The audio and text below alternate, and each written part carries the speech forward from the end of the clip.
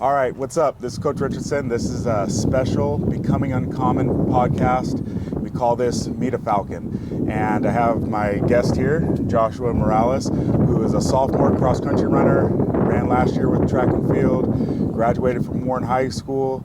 But Josh, how about you introduce yourself? You know, what high school did you go to, what's your major, and what are some of your favorite events? Yeah, so my name is Joshua Morales. I went to Warren High School, and here at Cerritos, I plan on majoring in business administration. Okay. I want to concentrate in computer information systems. And sorry, what was that? Yeah. So, what are some of your goals this year for track?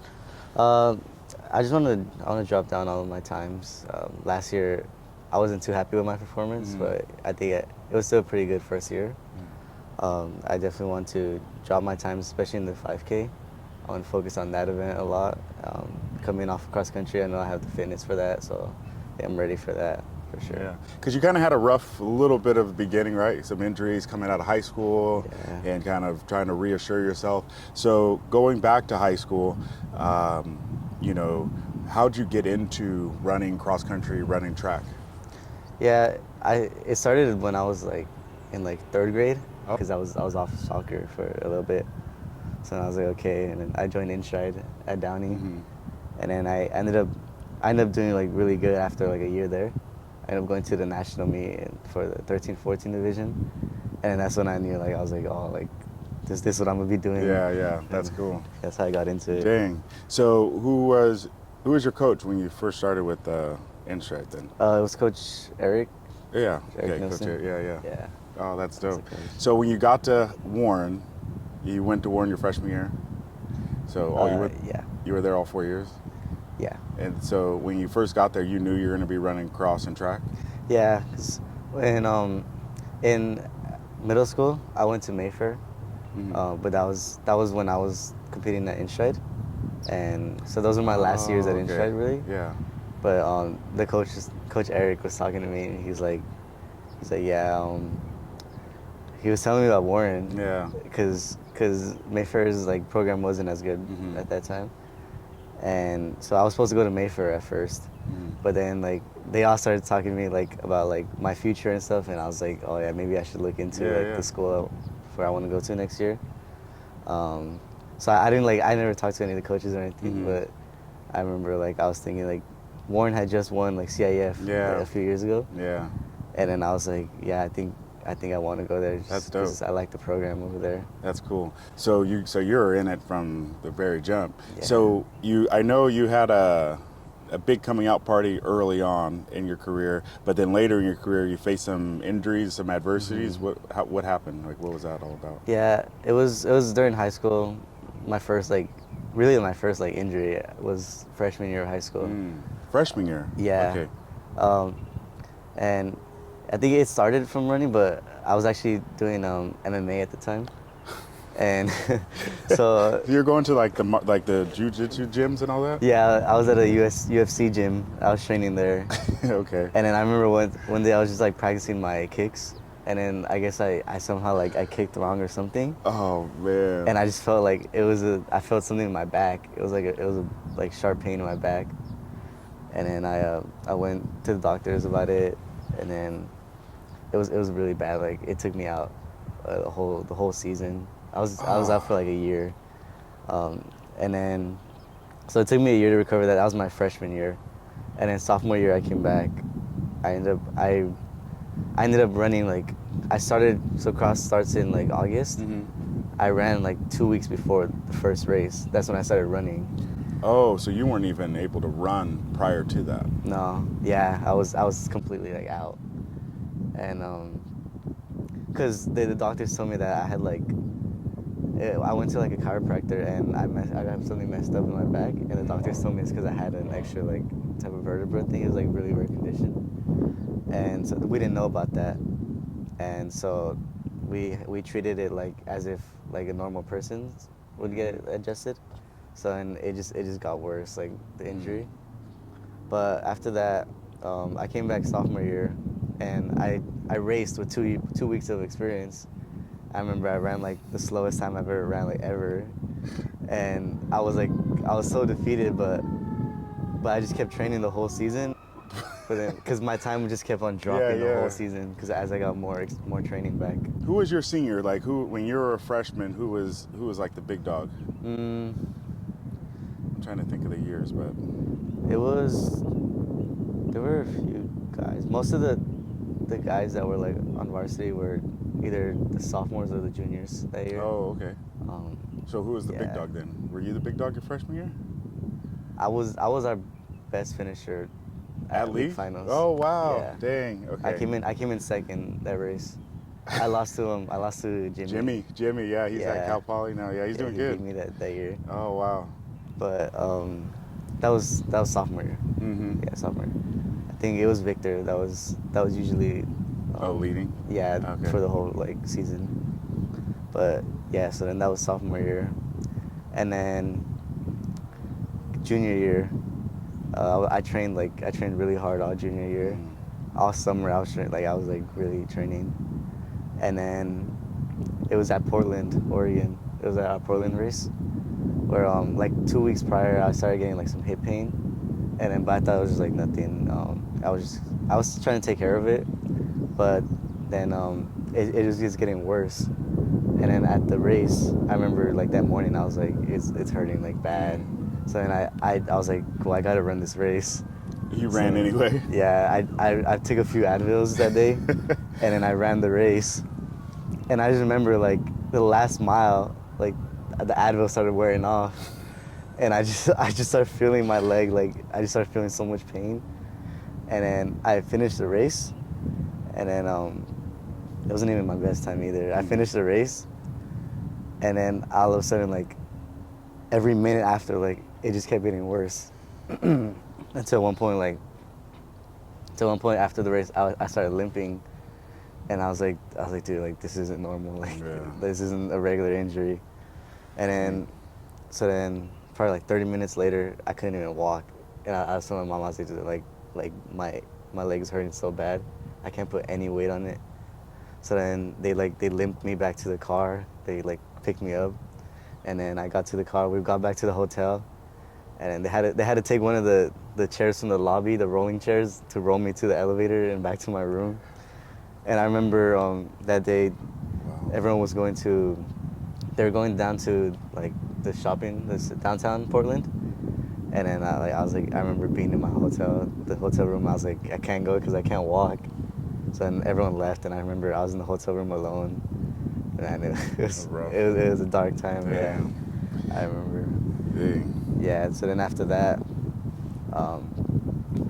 my mom took me to the hospital like nearby, and they didn't tell me anything. Yeah. Like they just gave me some painkillers. A lot of doctors they told me that I had a labral tear in my that hip. Yeah. But we saw probably like 5 doctors. But there was this one doctor. She was from like Harvard, but she was like a sports like kids doctor. So I didn't really want to go there because I was like, dude, every doctor before told us like it's a labral tear, and it was like a $20,000 surgery for that. But I was like yeah, like, and I was like, yeah, that's what's wrong. Like, so there's no point in seeing more doctors, right? And that was like a 6-month recovery from that surgery. But then my mom was like, well, it's free. Like we've been waiting a long time like to see this doctor. She's like, let's just go see, like just in case. Like I'm saying, I really did not want to go. I was stressed out. I was done. Like I was defeated at that time. And then she was like, yeah, like let's just go, like just cause like it won't hurt. I was like, all right, like I guess, right?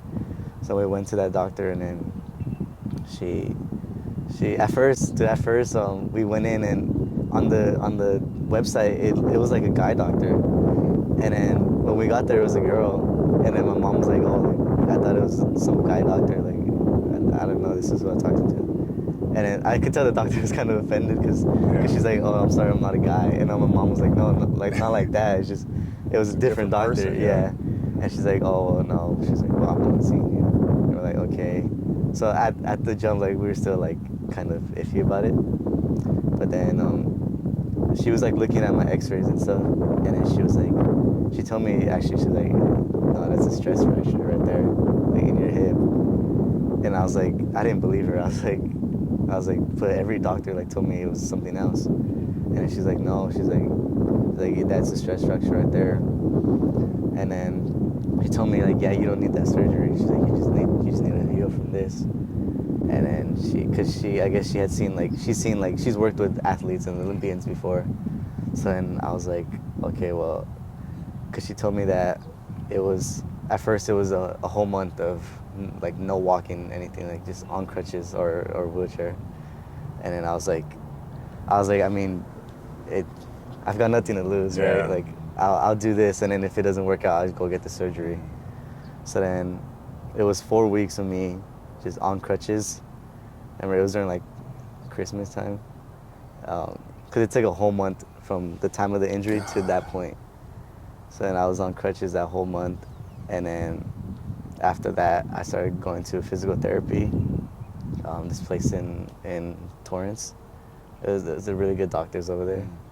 I started going there, and then they were treating me. It was a whole nother like 6 months of just physical therapy, just all year long, just learning to like put more weight back on myself, like learning to walk again, because I couldn't walk at all. So it was a crazy process. Like I remember like being there, and I was just like dude, like I remember I was defeated, but Wow. but it was a long process, and then I was able to heal by my senior year. I started training like during the summer.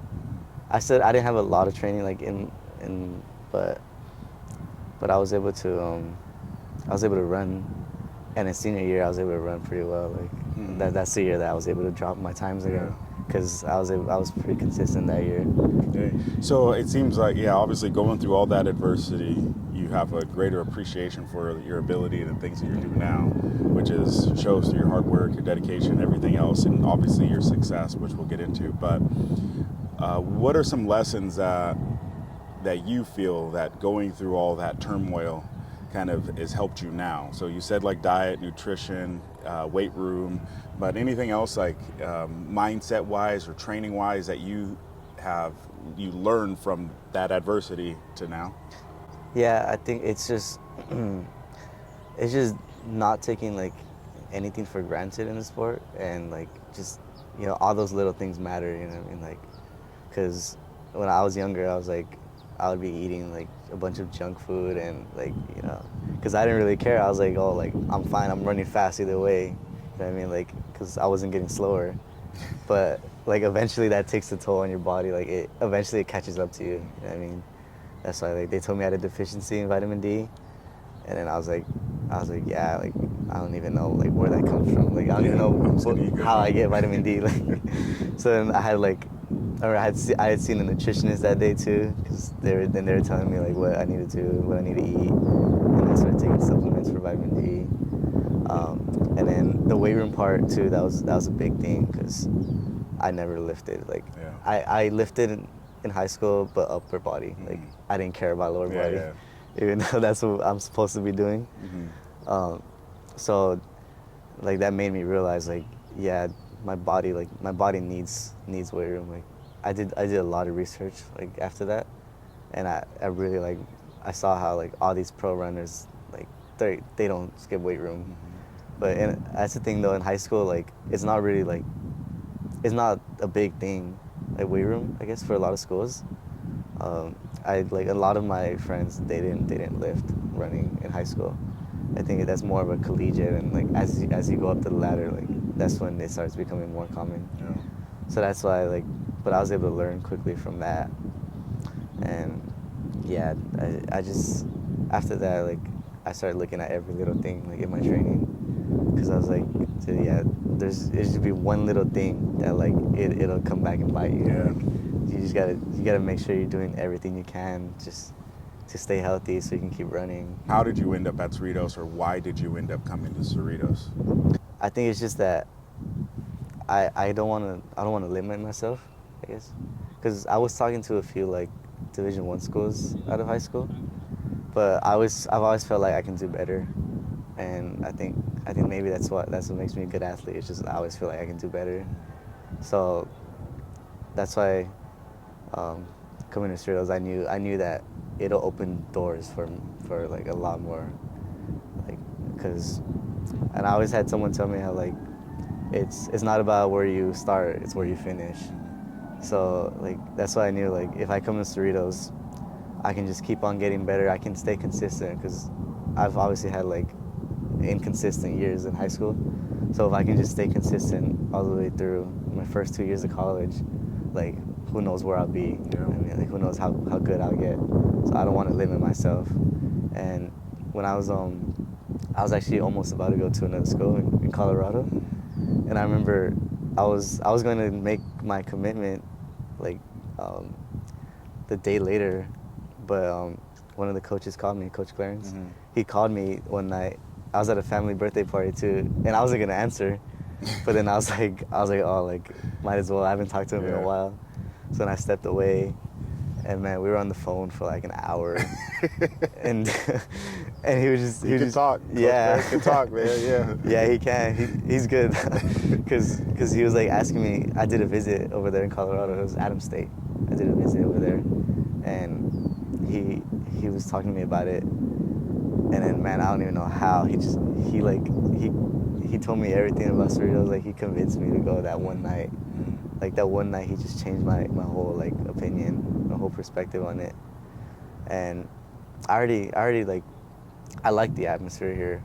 Like, on the recruiting nights, meeting all the coaches, like, I could tell that, that this was a good program. I can tell that you guys, like, you guys help people get to where they want to go. I think one of the things that I saw was when you put up the stats about like who sends more people to D1. Mm-hmm. That was one of like the stats that like I cared about. I didn't care. You know, they say like you're not supposed to like. I remember you had told us that like yeah, these schools may be winning championships, but like look at where the athletes end up after. You know, it's like that's what I care about more. It's like where I'm going after. You know, because it's about where you finish. Yep. So I think that's why I think this is a good school to go to, and that's why I made that decision. All right. So kind of, you know, those things that helped you kind of make that decision. What have you learned, not just about yourself, but the college process, the college climate in general? What are some things you learned since, you know, that decision in high school and obviously a year and a half in? What have you learned about the college process, about Cerritos, about yourself? Yeah. Anything stand out? I've learned a lot about it. The whole college scene, the whole world of it. It's like it's a lot harder than high school. It's a lot more. You have to be a lot more disciplined, and I guess you got to keep going. But I learned that like in college, when it comes to running, like it's a whole nother level because everyone wants it just as bad as you do. Yeah. Like if you're in college, like and you're competing, like you're there for a reason. Like you want to be there. You know, like in high school, like you'll join because you don't want to do PE. Yeah. You know, it's like people don't really care. But in college, man, it's like, especially coming out of JUCO, is like everyone there is hungry because, as they say, like JUCO athletes are the hungriest because people that already made it, like at a D1 school, like they're content. You know, there's a lot of people that are like that. They just get content. They're just running just to keep their spot. You know what I mean? But in JUCO, it's like everyone wants to go somewhere else. Everyone wants to be better, and that's why I like the environment a lot. Because I've had like friends that competed collegiately, like at a D1 school, and they told me that they've had like athletes or teammates that they'll do the bare minimum, like just stay on the spot, and they're like, yeah, like the team wasn't really motivated at all because everyone just did what they could to keep their scholarship and so that's why I knew like coming to a school like this, like if I'm surrounded with people that are all hungry, that all want it, like it's just gonna make me better. Yeah. I mean, instead of going to a school that's like people are just like they're just going through the motions, you know what I mean? But I've learned that it's just everyone around you is like they all want it. So if you surround yourself with people like that, I think that's where like it helps you grow a lot. Yeah. that's something that I've learned too. It's all about who you surround yourself with. Yeah, definitely. In college, really in college is where like it matters because people are like people are going to their adult lives. Like you see the real people. Like you see the people that they become. So it's just surrounding yourself with the right people and staying locked in. That's the biggest thing. Yeah. Because it gets hard, but Yeah.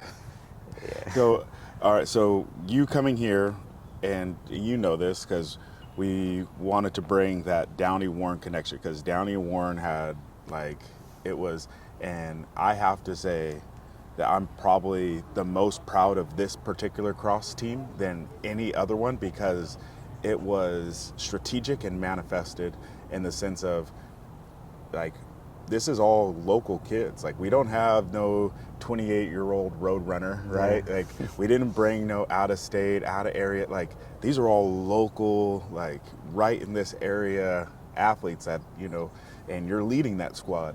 What can you say about this year's team? That because for me, this team is very special because of that. Like it is special because not only the performance and you guys running and competing well, but it was a concerted effort. Like you guys, like that Downey Warren, we have some Long Beach kids. Like it's all like right here, and for me, that's just so special because that's our goal is to serve our community and provide opportunity. But we've never made a concerted effort like we did this time around. And for you to be a leader of that group, what can you say about this cross country team this 2025 season? Yeah, yeah, that definitely is like something I've noticed too. It's it's nice to see that like these are all athletes that I've competed with in high school. Like I've competed with every one of those guys there in high school, and so seeing everyone just come together, like like some guys on the team that I used to hate, like in high school, like we had beef, like really beef, like and now like we're like best friends. It's crazy. We always talk about it. Like we talk about it a lot in training, but I think it's just special the team that we have because, like I said, everyone wants it, man. Like I've seen the way everyone like looks at training and practice. Like everyone just has that look in their eyes, especially when we're coming into that postseason now, preparing for state. Everyone that is still training with us, like we all have one goal in mind, and so just working together, coming from all those different places, just to have that one shared goal. Like it's nice to see. Yeah. Yeah, I think that's what brings us closer though, because of all of our past like experiences. We all have different experiences. We all grew up different places. So it's like we talk about it. We like can connect like that. We tell each other about experiences. But it's a good team that we have. It's a great team. Yeah, those are my brothers over there. That's awesome. And so excited to go into the future. But one thing I want to, kind of as we wrap up, you look back and you talked about some of your experiences and things. What is some advice for future, like people that are in high school right now, thinking about college? What is some advice that you have for them going, as they start trying to decide where they're going to go to college, or kind of from your perspective, like maybe being injured, maybe being on top and then having the fight to get back on top? What is some advice you have? Yeah, I think for when it comes to like recruiting and things like that, I think you just have to just keep your options open. You don't want to limit yourself. And honestly, like just trust your gut, because like you may want to look. School may seem more like nice or more whatever, like, but appealing. But it's like it's all about where you fit in. Really, you don't want to go to a program that you're only going just because they're good. You want to go to somewhere where you can see yourself at. You can see yourself living there. You can see yourself interacting with that environment. It's a big thing because if not, then eventually like you're gonna get tired of it, and you're not gonna want to perform. You're not gonna do good. You know what I mean? So that's a big thing. When it comes to like injuries, I think I have a lot of experience with that. it's just all about. I think the biggest thing is you just want to see what you can take away from them, because every injury is just a lesson. It's just like that's one of the biggest things I've learned is if you're getting injured, take it as a good thing, because you're getting taught something. It's like it's in the end it's gonna make you a better runner. It's gonna make you a better athlete, because then you're gonna see what you're lacking or what you can do to be better. You know what I mean? So that's why I see injuries as a good thing now. It's like just don't let them get too bad. Yeah. Like if you can catch it early, take care of it, and use that, learn from it. Just keep on trying to grow as an athlete. You need to stay hungry, because it gets hard. Yeah. It does, but if you just keep on persevering, you keep on learning from those mistakes, you're just gonna get better. You know what I mean? So I think that's the biggest thing I would say to athletes coming in. It's just those injuries. Yeah. You gotta, yeah. And so for me, again, I always want to say thank you, because like you truly represent what this program's all about when it comes to obviously athletes with grit and that deep level of perseverance that like want to fight for their goals. You've been a leader. As soon as you were a freshman, you got thrust into like a leadership role, and you just took that head on. You've been somebody that's been a pillar of like character and being able to, like your work ethic. So we definitely appreciate you, because you help solidify the culture of like what we want to do here, and super appreciative because for one, like obviously trusting us to kind of help with your journey, but two, one of those pivotal moments is you coming full circle and really leading this team to one of the top performances in program history. So with that, obviously job's not done. So hopefully, this will come out before the state meet, but our goal is to win the state championship this year. We have a really good shot of doing it. We have the guys to do it. We have the heart to do it, and obviously going to be led by you. So, but with that, any closing words that you have about, something that you look forward to, not just, obviously, we talked about state, but even going forward? Did want to talk about state. I think we have a really good team this year. Like I said, we've all been, like, super hungry.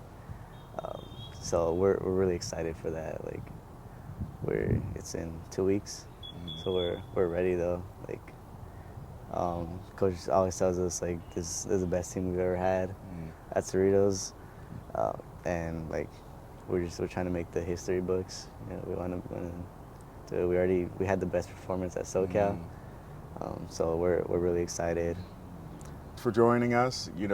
Like I said, Josh is a true representative of what it is to be a Cerritos College Falcon, somebody that we're extremely proud of having part of our program, and we know is only going to do great things going into the future just because of his heart, his determination, and his perseverance. But outside of that, be uncommon. Thanks.